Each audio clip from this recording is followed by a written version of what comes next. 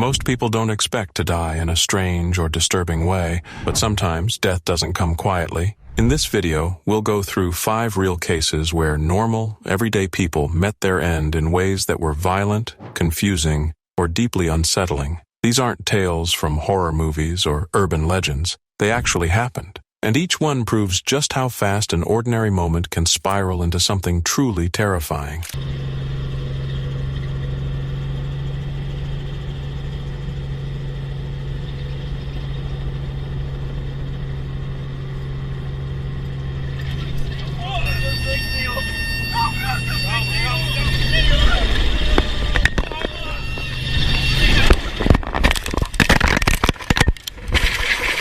It was December 4th, 2016, in Sao Paulo, Brazil. The air buzzed with excitement at the Recanto Beija-Flor wedding venue just outside the city in Osasco. Guests were beginning to take their seats, unaware that just miles away, the bride-to-be was preparing a surprise that was meant to take everyone's breath away. Rosemary do Nascimento Silva, 32 years old, was about to live out a fantasy she'd dreamed of for years, arriving at her wedding in a helicopter, unannounced, just as the ceremony began. Only a few people knew it was meant to be a grand entrance, a gift of wonder for her soon-to-be husband, Uderli Damasceno, who stood waiting at the altar, completely unaware. The sky was clear when the Robinson R-44 helicopter lifted off from a nearby hangar. On board with Rosemary were her brother, Silvano, her wedding photographer, Nila Cristina Neves, 6 months pregnant, and the pilot, Peterson Pinheiro. It was only supposed to be a 15-minute flight. Rosemary was radiant, smiling, excited, her every expression captured by the camera Nila had set up to record the magical arrival. But magic has a cruel side. Roughly 20 minutes into the flight, everything changed.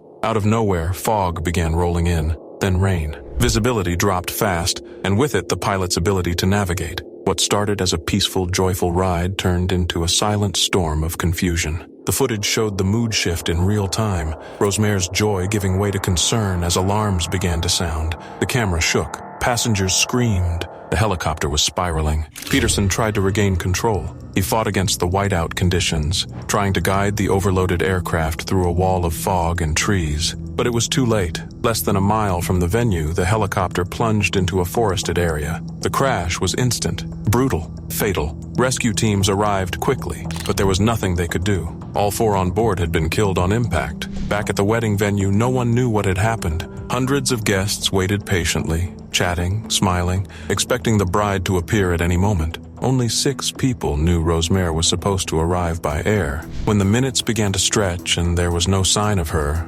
unease crept in. Still, no one imagined the truth. Then a phone call came. The helicopter had taken off on schedule. Something was wrong. Not long after, word spread of a nearby crash. At first, no one made the connection, but once the details started lining up, the location, the timing, the flight path, everything stopped. The celebration fell into silence. Uderli was still standing at the altar, waiting for his bride, when someone pulled him aside, and then the moment shattered. Rosemary was gone. The woman he was about to marry, the love of his life, had died just moments before she was meant to walk down the aisle. What was supposed to be the happiest day of their lives had turned into a nightmare, one so cruel it didn't seem real. More than 300 guests had gathered, none of them knowing why the ceremony had been canceled. Some waited in confusion, others had already begun to suspect something terrible had happened. And when the truth finally broke, the shock rippled through the crowd like a wave of ice. Investigators later discovered that the helicopter had been approved for use until early 2017,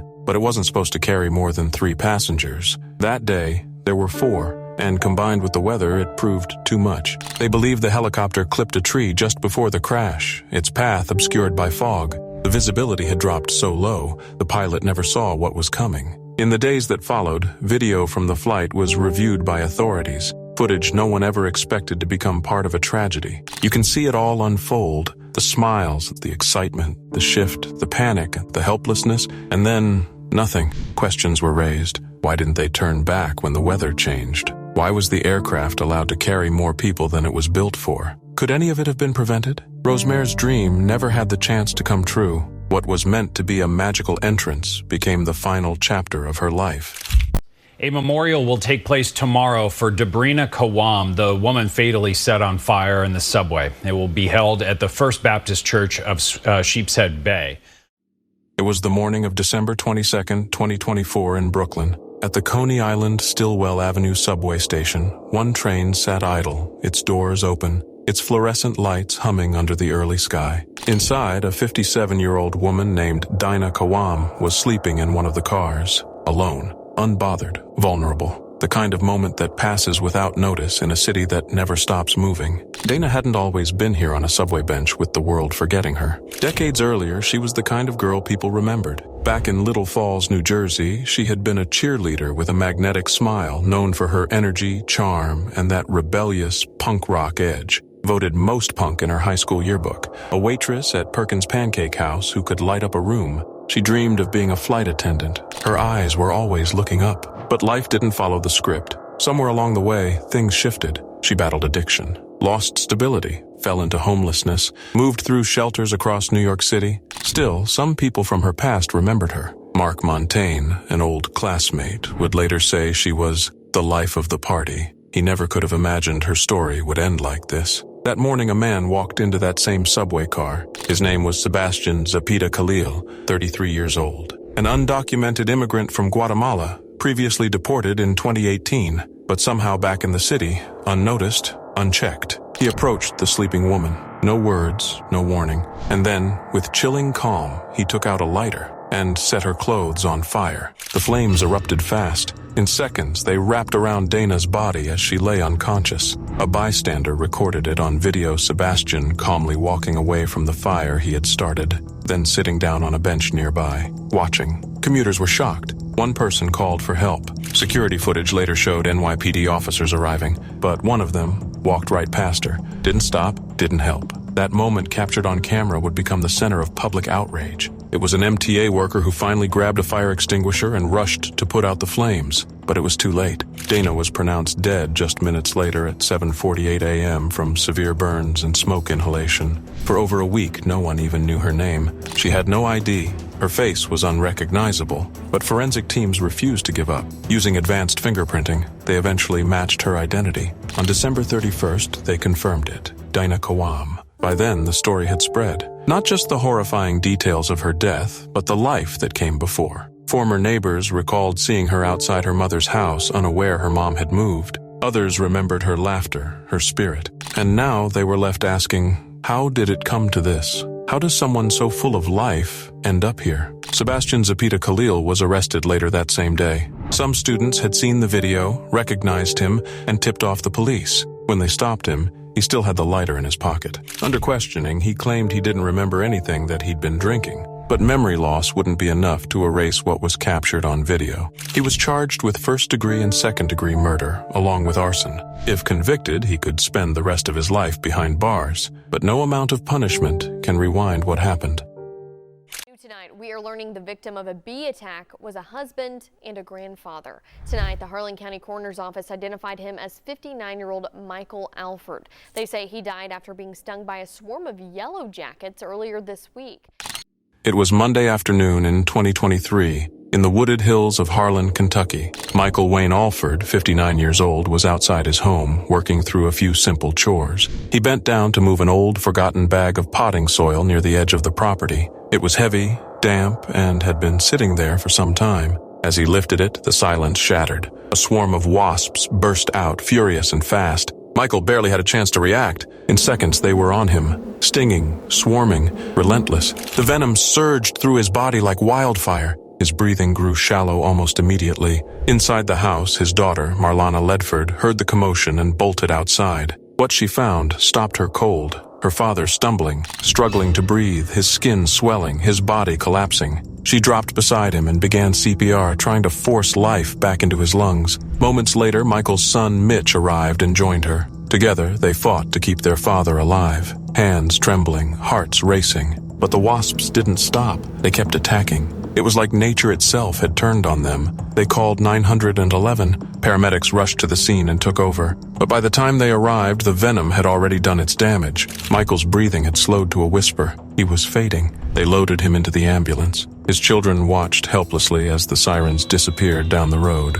Not long after, just before 6 p.m., Michael was pronounced dead at the hospital. The cause, respiratory failure brought on by the stings. He'd only been outside for a few minutes. It should have been just another day. No one expected it. How could they? Michael was more than just a man doing yard work. He was a husband, a father of 3, a grandfather to 11, a soft-spoken man with a deep love for the simple things, four-wheeling through the hills, playing piano in the quiet of his home, collecting knives with childlike fascination. He had been married to his wife, Chi-Chi, for 41 years. She lost her partner that day, suddenly, violently, without warning. The man she'd built a life with was gone, just like that, and his children, they were the last ones to hold his hand, the last ones to look into his eyes as he struggled to stay alive. Mitch would later say, "It's a big burden on us, my mom and the whole family," words that can't even begin to carry the weight they feel. What made the tragedy worse was how brutally random it all was. Michael had pre-existing health conditions, including heart issues, things he managed day by day.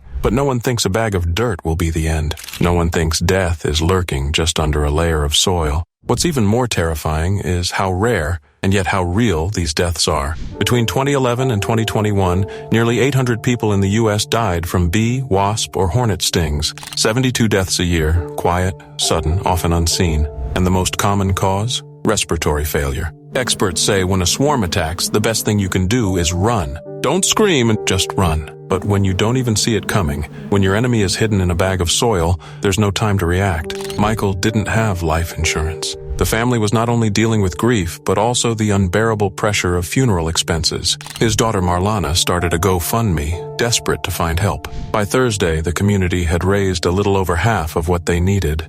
Enough to ease the burden, but not the heartbreak. They planned his funeral at Avart's funeral home. It would be a small service, filled with memories and mourning. As the family prepared to say goodbye, they were left with a question that haunted them. How do you lose someone so good, so suddenly?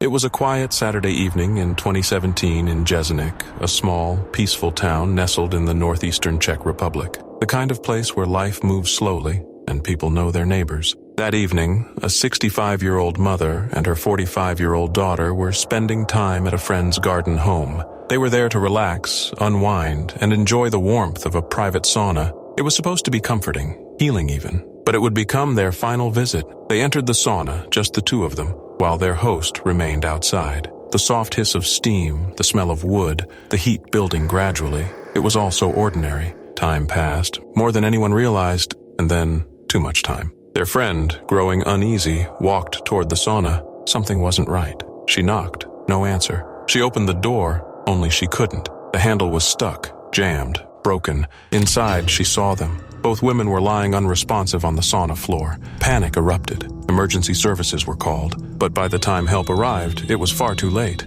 The two women, mother and daughter, were gone, dead from heat stroke. And the details of what had happened inside that tiny room were almost too much to bear. The handle on the sauna door had malfunctioned. It had trapped them inside. As the temperature climbed higher and higher, the women tried to escape. Evidence showed they had smashed at the small window in the door, trying to break free. Shards of glass were scattered across the floor. Towels lay in disarray, twisted and abandoned in the chaos of their final moments. They had tried, desperately, but couldn't get out. Police later confirmed the cause of death, heat stroke. They had been inside for nearly 90 minutes before they were found. The delay, just a matter of minutes, had cost them their lives. Photos released after the investigation told the story in haunting stillness. A broken door handle, twisted metal, a shattered window pane, towels that once offered warmth, now markers of a frantic attempt to survive. The scene was both intimate and devastating. The tragedy shook the town. People who knew them, people who lived nearby, couldn't comprehend how something so simple, so routine, could go so horribly wrong. A sauna, a symbol of comfort, self-care, and calm, had become a sealed chamber of unbearable heat and panic. And the questions began. Was the sauna regularly maintained? Had anyone noticed the faulty handle before? Could this have been prevented? The answers were slow to come, but the grief hit immediately. The story didn't just remain within the borders of Jesenik. It rippled outward. Across the country, even across Europe, people began to look at their own private saunas differently. Safety, once taken for granted, was now a topic of serious concern. Because this wasn't about reckless behavior. This wasn't about people making bad choices. This was about a simple mechanism, one small, overlooked flaw, leading to the slow, silent death of two innocent women. On the 30th of July 2008, 22-year-old carnival worker Tim McLean boarded his Greyhound Canada bus to return home to Winnipeg. He would never make it.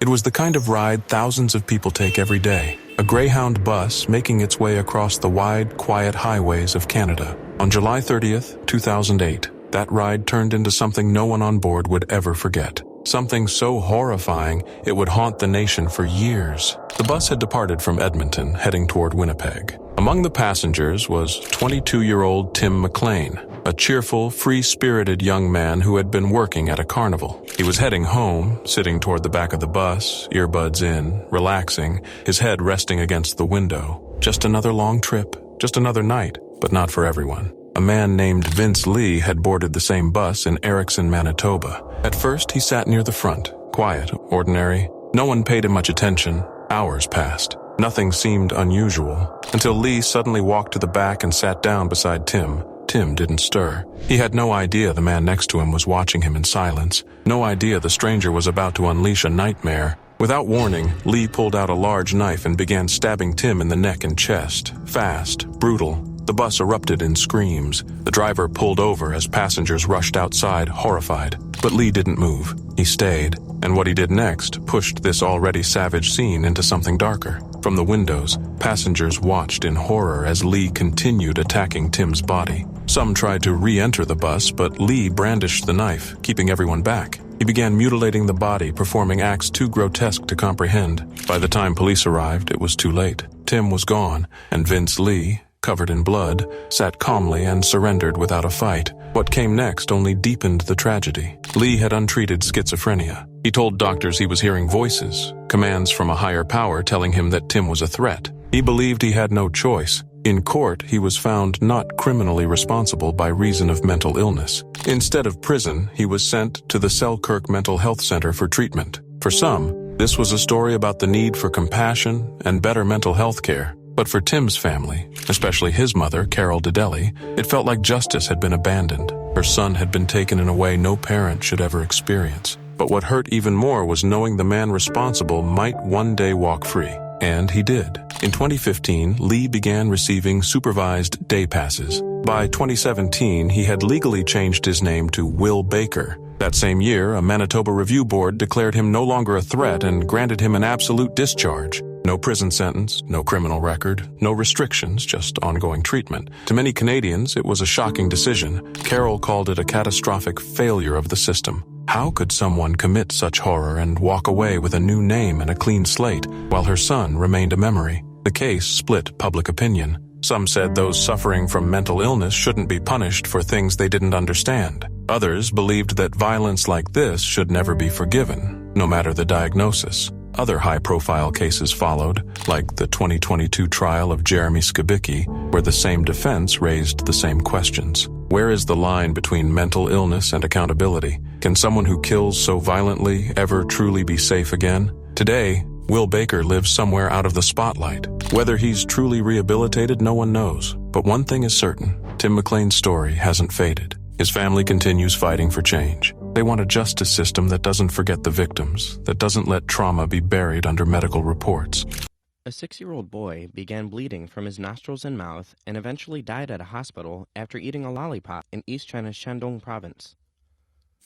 It was a quiet day in 2015 in Lujiang village. That afternoon, 6-year-old Xiao Li was doing just that, chasing his friends through the yard, caught up in a game of hide-and-seek, his world still small and innocent. Then he saw it. Lying on the ground, just near a bush, was a lollipop. It looked fresh, bright, sweet, like someone had dropped it by accident. Xiaoli didn't think twice. He picked it up, unwrapped it, and popped it into his mouth. A tiny, harmless act, something any child might do without a second thought. But that candy wasn't a treat. It was a death sentence. Xiaoli went back to playing, unaware that inside his body something terrible had begun. Minutes later, his friends heard him cry out, and then silence. They found him collapsed behind a bush. His skin had gone pale. Blood was leaking from his nose, his mouth, even his eyes and ears. They screamed for help. His father, Jin Sui, ran to him in a panic. What he found was almost too much to comprehend. His little boy gasping for breath, barely conscious, bleeding from every part of his face.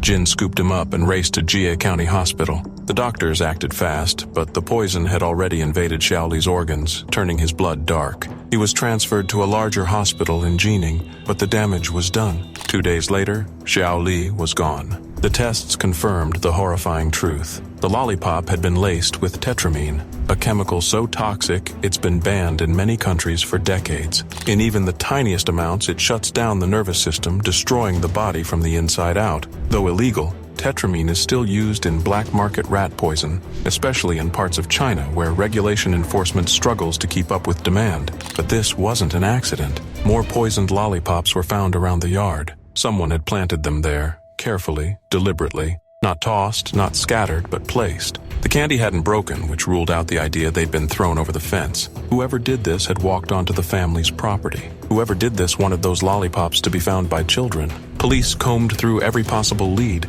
Was it someone with a grudge? A neighbor with a hidden feud? A stranger with a twisted motive? Investigators examined the terrain, interviewed anyone who might have had a reason to target the family, but there were no witnesses, no camera footage. No one saw anything, and worst of all, no one was ever caught. The case stunned the village. People looked at their own front yards differently. Parents started keeping their children inside. Candy was no longer just candy. It was a question mark, a threat, an object of fear. How does a child's life end like this? Over a lollipop? The deeper tragedy is in how powerless Xiaoli was. He didn't make a mistake. He didn't do anything wrong. He saw something bright and colorful, and he did what any 6-year-old would do. He reached for it with joy. What he got instead was something no child should ever experience. What his father got was a memory no parent should ever carry. The moment your child's innocence meets someone else's cruelty. Authorities continued their investigation for years. They still do. The file remains open, but the killer,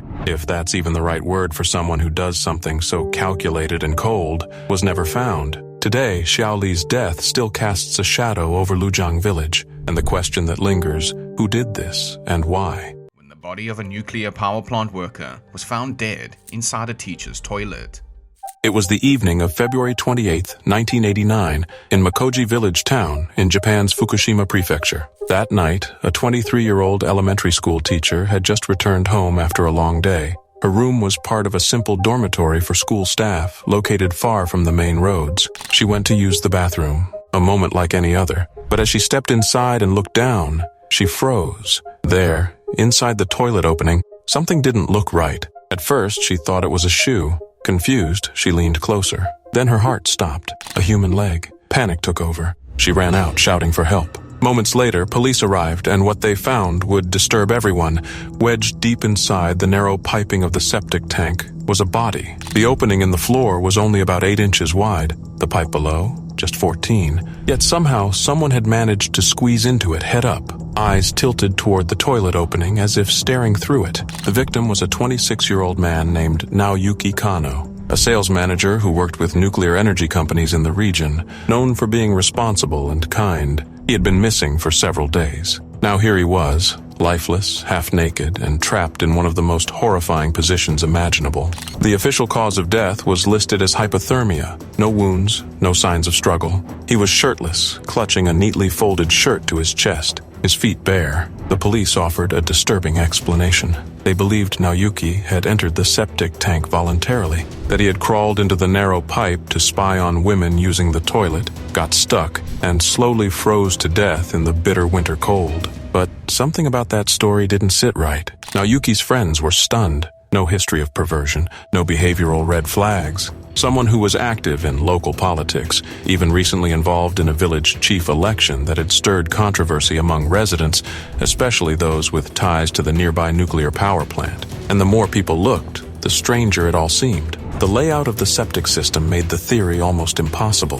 The toilet opening was too small for an adult to slip through, and even the outdoor maintenance hatch would have required a painful, awkward effort, hard to imagine anyone managing it without help. Then there were the shoes. One was found inside the tank near his head. The other, discovered far away, on a riverbank. His car had been parked near the dormitory, keys still in the ignition, doors unlocked, as if he planned to come right back. Nothing about it felt right. The teacher who discovered the body also raised eyebrows. She claimed she saw the shoe through the toilet in poor lighting without lifting the lid. Some wondered how that was possible. Why hadn't she waited for the police to inspect it? She had known Naoyuki before, helped him during a phone harassment issue. Their relationship was reportedly friendly, but was there something else? Something unsaid? The case grew colder by the day. Then people began drawing connections. Just a month earlier, a major incident at the Fukushima Daiichi nuclear plant caused a temporary shutdown. Not long after, the operator involved died by suicide. Rumors swirled. Whispers of cover-ups, political pressure.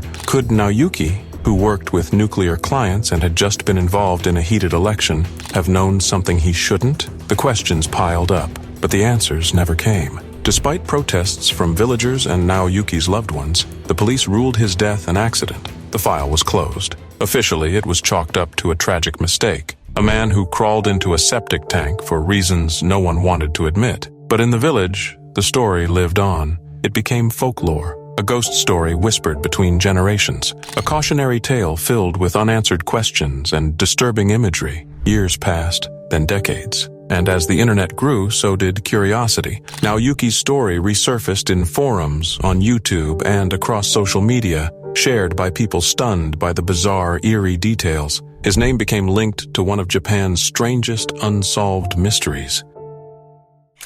It was December night in 2002 on New York City's sidewalks. Among the crowd was 26-year-old Sean Doyle, a bartender, a friend, just an ordinary guy out for a night of drinks with his buddy Michael Wright and Michael's girlfriend. What started off as a casual night quickly turned. Something shifted. Maybe it was the alcohol. Maybe it was jealousy bubbling beneath the surface. But at some point, Michael became convinced that Sean was flirting with his girlfriend. No one knows if it was true, but in Michael's eyes it was enough. Tension crackled between the two men. Words were exchanged. Witnesses later recalled a struggle breaking out on the street. Sean's voice rang out into the cold night. "No, don't break my legs." That's when everything unraveled. In a sudden, horrifying moment, Michael did something no one watching could have imagined. He shoved Sean into an open manhole right there on the sidewalk, an 18-foot drop into darkness. But the fall wasn't what killed him. Beneath the street was a steam tunnel. A broken main had turned it into a subterranean hell. Scalding steam poured out from ruptured pipes, and the water below had reached temperatures that could melt flesh in seconds. Sean survived the fall. He was still alive when emergency crews arrived. His voice echoed up the tunnel, begging for help, but no one could reach him. The temperature inside was over 300 degrees Fahrenheit. The steam was so intense, even trained rescuers couldn't descend without risking their own lives. For 4 excruciating hours, Sean remained trapped in that tunnel, fully conscious. He was literally being cooked alive, his skin blistering, his organs shutting down, every second more agonizing than the last. And through it all, he screamed. By the time they pulled him out, there was nothing anyone could do. The forensic reports were chilling. Dr. Judy Melinek, the pathologist who examined Sean's remains, said the temperature readings from his body maxed out the instruments at 125 degrees Fahrenheit. But that was only the limit of the tool. In truth, it was likely much, much hotter. His skin had peeled off. His internal organs were destroyed by heat, yet there were no broken bones, no trauma to the head, which meant he had felt everything, every second of pain, every second of helplessness. Dr. Melinek, a professional who had seen countless horrific cases, later admitted that this was the one that haunted her the most. When people asked her what the worst way to die was, she would pause and say, "You don't want to know." But when they insisted, she would tell them about Sean, about the steam, about the screams, about the slow, merciless wait for death. Michael Wright was arrested, charged. His girlfriend tried to argue it was all a tragic accident that spun out of control, but the court didn't buy it. This wasn't just a fight gone too far. This was murder, deliberate and brutal, and yet no sentence, no courtroom outcome could erase what happened that night. New York is a city that's seen it all. Crime, chaos, tragedy. But this was different. Sean Doyle's death wasn't just shocking. It was cruel in a way that lingered. It wasn't over in an instant. It dragged on for hours, unseen, underground. It was May 21st, 2023. 20-year-old Zachary Porter had just wrapped up his sophomore year studying economics at Washington University in St. Louis. He was full of energy, full of plans. Zachary loved the outdoors, really loved it. So when he and 3 friends flew out to Alaska to explore before the summer rush, it felt like the start of something magical. a trip they'd all remember forever. They arrived in Hope, a quiet little community about 90 minutes south of Anchorage, and by that afternoon they found themselves walking along the Turnagain Arm mudflats. At low tide, the flats look like solid ground, smooth, still, almost inviting, but beneath that surface is something much more sinister. The fine silt acts like quicksand. As the group strolled along the seemingly harmless terrain, Zachary suddenly sank into the mud. At first, it didn't seem serious. Maybe he'd just stepped in a soft patch. He tried to wiggle free, but the more he moved, the deeper he sank. His friends rushed to help, pulling and digging, but every effort only dragged him further down. Panic started to set in. Realizing they were out of their depth, one of them called 911. The time was 5:45 p.m. They didn't know it yet, but the clock had already started ticking, and it was ticking fast. The tide in Turnagain Arm is one of the fastest rising in the world. And the water? It was already on its way. Help was coming. Fire crews from Girdwood and Hope Sunrise were dispatched, but they were still nearly an hour away. Meanwhile, Zachary was trapped. His friends stood by, helpless, watching the ocean creep closer and closer, every wave bringing with it more fear, more desperation. Rescuers arrived as quickly as they could, bringing specialized equipment, trained hands, and sheer determination, but the silt had already turned against them. Every attempt to pull Zachary out only deepened the challenge. The incoming tide made the mud softer, heavier, more unforgiving. By 6:43 p.m., just under an hour after the emergency call, Zachary was fully submerged, gone. The rescuers had done everything they could, but it wasn't enough. By 7 p.m., they reached the spot where he had been, but it was too late. The mission had shifted from rescue to recovery. The next morning, Zachary's body was recovered. His father, Todd Porter, remembered all the hikes they used to take. Zachary was always the first to get lost in nature, always pushing just a little further to see what was out there. His mother, Susan Ryder, spoke about his dreams, how he wanted to travel, to see the world, to become someone who made a difference. His sister Elizabeth shared how kind he was, how intelligent, how he had mentored younger baseball players and sailing students. He was quiet, but he led by example, always. His baseball coach, Ray DeLava, described him as a quiet leader. Zachary wasn't just an adventurer. He was the kind of person who wanted to share the world with others, who wanted to lift others up, who believed that life was meant to be experienced, not just endured. The mudflats that took him had claimed lives before. The last fatal incident was nearly a decade earlier, and yet the danger still lurked, silent and invisible, until it was too late. Christy Peterson, an EMT and administrator with the Hope Sunrise Volunteer Fire Department, has seen what that land can do. She says the danger is often underestimated. People think they can walk across it, and they think they'll be fine. But once you're in, time is no longer your friend.